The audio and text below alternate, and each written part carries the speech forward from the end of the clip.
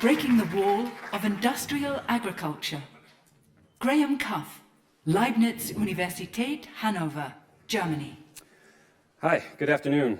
Today I'd like to start with a premise that's modern industrial agriculture is unsustainable. Here I'm talking specifically about livestock agriculture, but it could be extrapolated to other types of large-scale industrial agriculture. Unsustainable, which is another way of saying it doesn't work.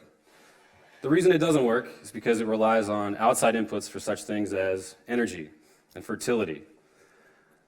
And the system is essentially fossil fuel-based, extractive, non-renewable, and inefficient. No one bears the brunt of such a bad model like the animals themselves. You've all seen the pictures and videos. These are pretty tame compared to what I could have put up there. But actually, if you zoom out, it doesn't get any prettier. You have these giant waste lagoons. It's in Texas.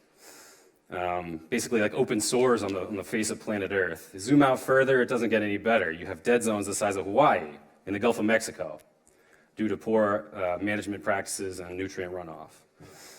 And everywhere you look, you see these profound imbalances in the system, which are really just unnatural. They don't seem right. And they're allowed to persist because of distorted pricing models with respect to resource efficiency of energy, nutrients, water, and carbon.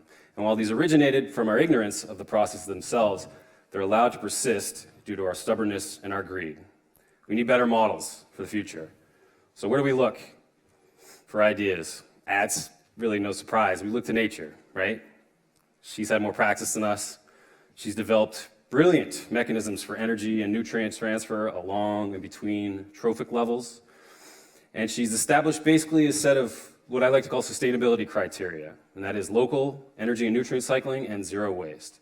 Now, these criteria aren't really new to us. We've known about this for years because small-scale farms traditionally have always had to follow these criteria.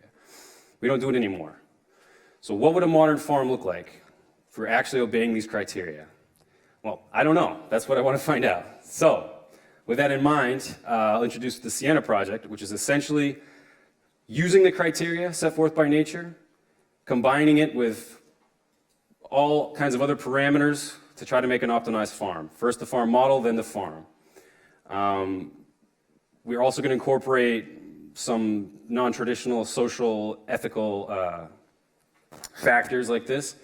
We want to find a new set of best practices, real pricing, and also identify bottlenecks in the current system. So I'll give you a teaser of the actual farm, but I'll be happy to answer specific questions an hour later.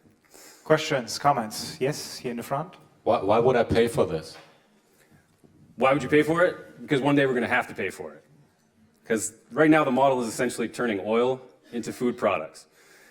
And I don't need to get too in-depth to show the problem in that equation there. Final question over there. Yeah.